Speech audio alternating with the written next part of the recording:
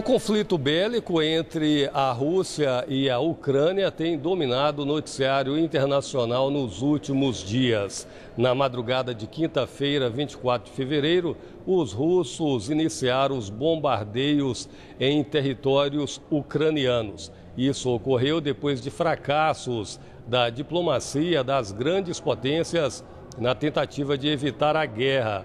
Mas esse assunto é complexo, envolve interesses diretamente de países como os Estados Unidos, a China e o Reino Unido.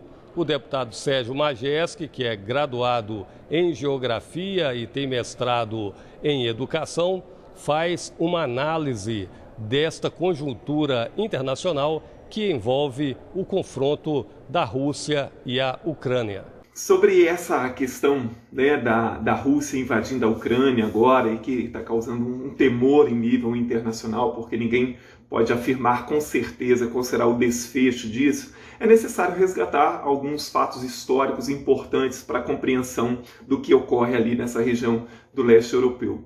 Então, lá no passado muito distante, por volta do século X, o que é hoje a Ucrânia, a Belarus, a grande parte da Rússia, eles já formavam, naquela época, uma espécie de federação ou confederação, chamada Rússia de Kiev. Kiev é a atual capital da Ucrânia. Então, assim, os laços históricos e culturais entre a Rússia e a Ucrânia são realmente de longa data. Mas lembrando, isso foi há cerca de 10 séculos atrás, cerca de 1000 anos atrás. Mas a Ucrânia realmente sempre manteve ali uma relação política e econômica e cultural muito forte com a Rússia.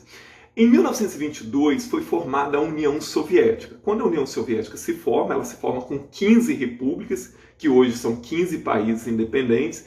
Uma dessas repúblicas, e uma das mais importantes repúblicas da ex-União Soviética, era a Ucrânia. A Ucrânia era considerada o celeiro da União Soviética em virtude dos seus solos extremamente férteis para a agricultura.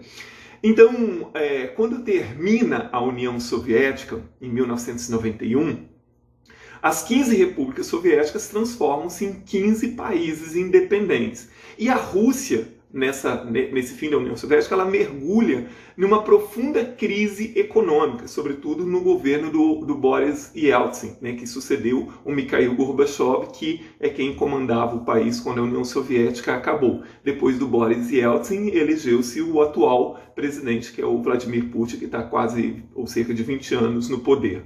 Algumas daquelas ex-repúblicas soviéticas ali mais próximas da Europa, logo que termina a União Soviética, elas se aproximam muito dos Estados Unidos e da Europa. Inclusive, as repúblicas chamadas do Báltico, né, Estônia, Letônia e Lituânia, passam a integrar a União Europeia e também a OTAN, né? Também outros países ali do leste europeu que eram de forte influência soviética também, né, se filiam à União Europeia e à OTAN, caso da Polônia, da antiga Tchecoslováquia, da Hungria, né, esses países outrora, né, ali da área de influência soviética, agora aliadíssimos ao Ocidente. Pois bem, assim, só voltando um pouquinho na história, durante o período da Guerra Fria, né, quando termina a Segunda Guerra Mundial, começa a chamada Guerra Fria, a polarização entre socialismo e capitalismo, entre a União Soviética e os Estados Unidos. Então, de um lado, os Estados Unidos e os seus aliados, em função, né, daquela permanente tensão com a União Soviética, os Estados Unidos e os seus aliados criam um bloco militar chamado OTAN, a Organização do Tratado do Atlântico Norte, que é uma organização militar que tem por finalidade defender os países membros em caso de um ataque. Do outro lado, naquela época, a União Soviética e os seus aliados criam o Pacto de Varsóvia, um bloco militar também de defesa, que incluía, além da União Soviética, a Polônia, a antiga Tchecoslováquia, a Hungria, a Bulgária, a Albânia, enfim, os países do leste europeu de domínio ali da União Soviética.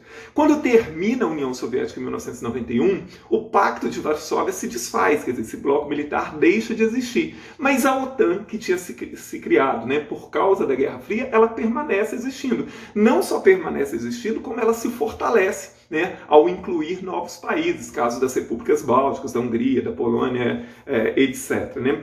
A Rússia nunca gostou dessa história, né, da OTAN permanecer e ainda filiar seus antigos aliados. Né?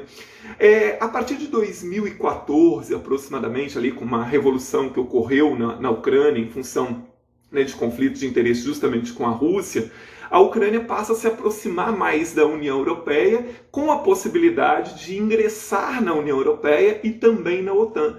A Rússia nunca viu isso com os bons olhos e sempre protestou em relação a isso. A Rússia não quer, né, uma antiga aliada, uma área que ela considera, né, de seu domínio histórico, que essa área venha a se aliar aos seus, vamos dizer assim, antigos inimigos, né? E então, se a Ucrânia viesse, por exemplo, a fazer parte da OTAN, seria a mesma coisa que a Rússia vê as tropas da OTAN basicamente ali na sua fronteira. A Rússia considera, assim, além desses aspectos históricos e culturais, ela considera a Ucrânia uma espécie de estado tampão, né, entre onde estão os países da OTAN e a sua fronteira.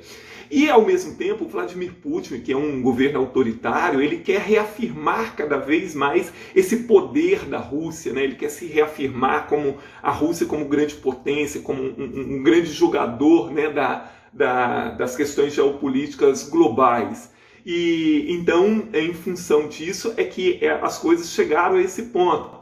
E é claro que todo mundo acreditava, todo mundo não, mas uma boa parte da comunidade internacional acreditava no bom senso da Rússia de tentar resolver isso na base diplomática sem ferir a soberania de um Estado independente como a Ucrânia. A Ucrânia, como eu falei, ela foi uma das principais repúblicas da antiga União Soviética.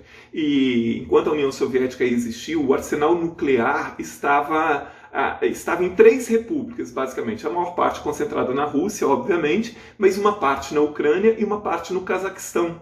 Quando terminou a União Soviética, a Ucrânia, na realidade, transformou-se na 3ª maior potência nuclear do planeta, por causa dessa questão, né, das armas nucleares. Além disso, uma parte da frota da marinha da ex-União Soviética estava no litoral da Ucrânia também.